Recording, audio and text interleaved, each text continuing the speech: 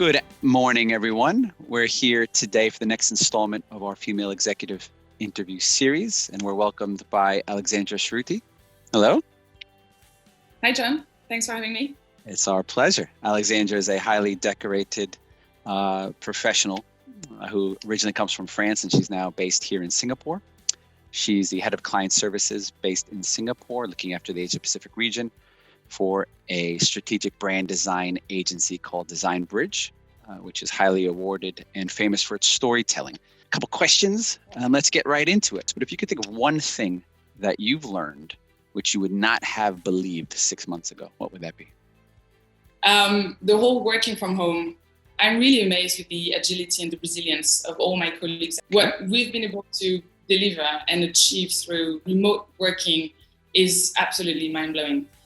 We are a creative business, and collaboration, working physically together in the same room was always the norm. At least that's what we thought before COVID.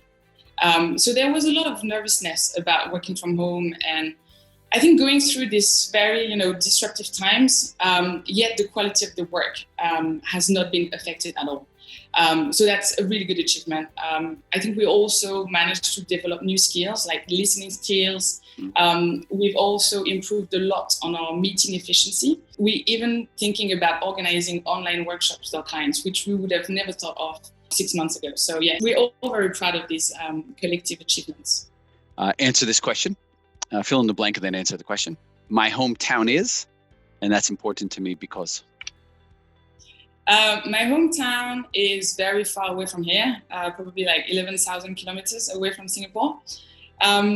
I grew up in the north of France in a family of female entrepreneurs. And, this is an important topic of our discussion. My grandmother was a realtor, and she's always been a role model to me. I always looked at how she was managing successfully her company and at the same time raising her 4 children.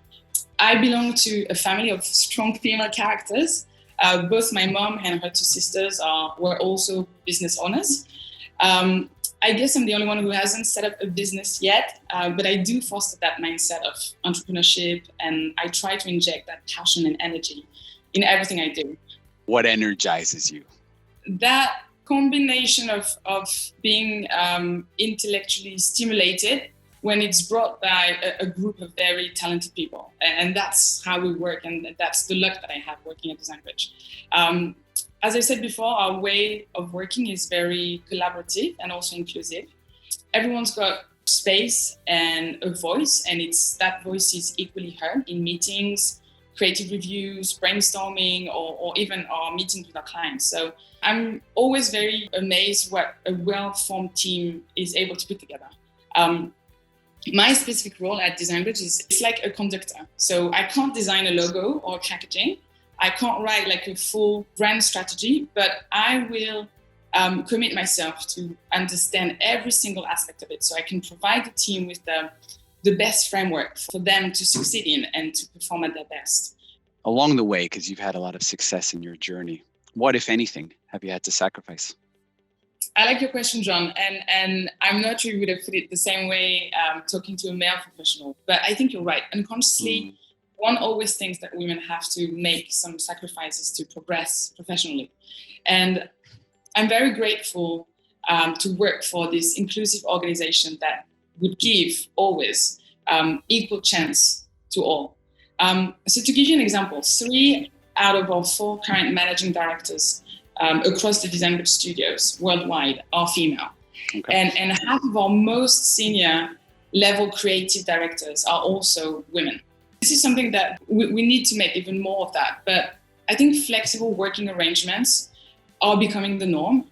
And that will be extended, I think, even more in the post-COVID context. And this will help and facilitate the work-life balance for everyone. So for not just for moms, but also for dads. Having 2 young children myself, I have to be flexible and organized. And it is very, I'm thankful that my organization is giving me that kind of arrangement. Also internally, our culture is not to compete, but to celebrate each other and to celebrate everyone's win.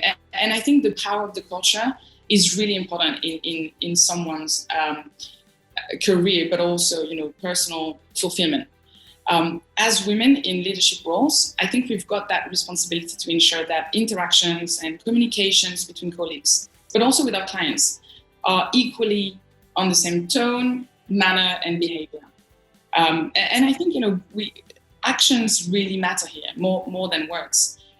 Some of the countries that we deal with in the region can be culturally more male-led. We always have to constantly, keep an eye on this for our employees.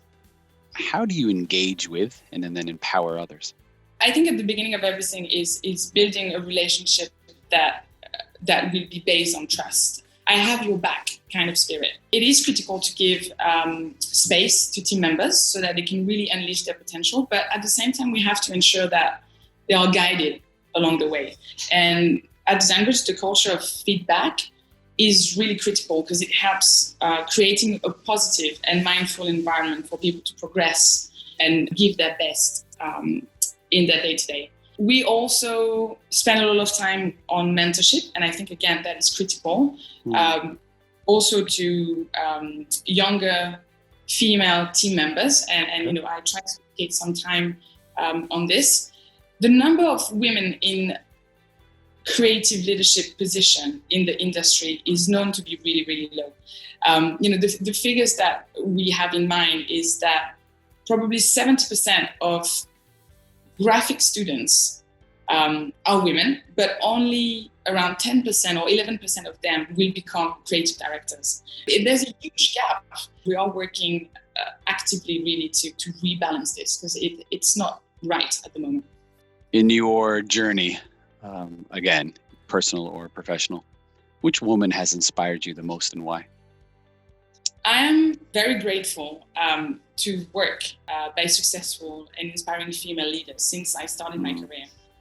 So I started in Paris in a design agency as well. I had the mentorship of the co-founder and executive creative director at the time called Beatrice Mariotti. And Beatrice is like a living legend of design in the French industry. The company itself was quite known to be revolutionary in the field of brand identity. And she has really taught me the attention to detail, uncompromised quality. And I think what's very, very critical in my job is the aspect of client relationships.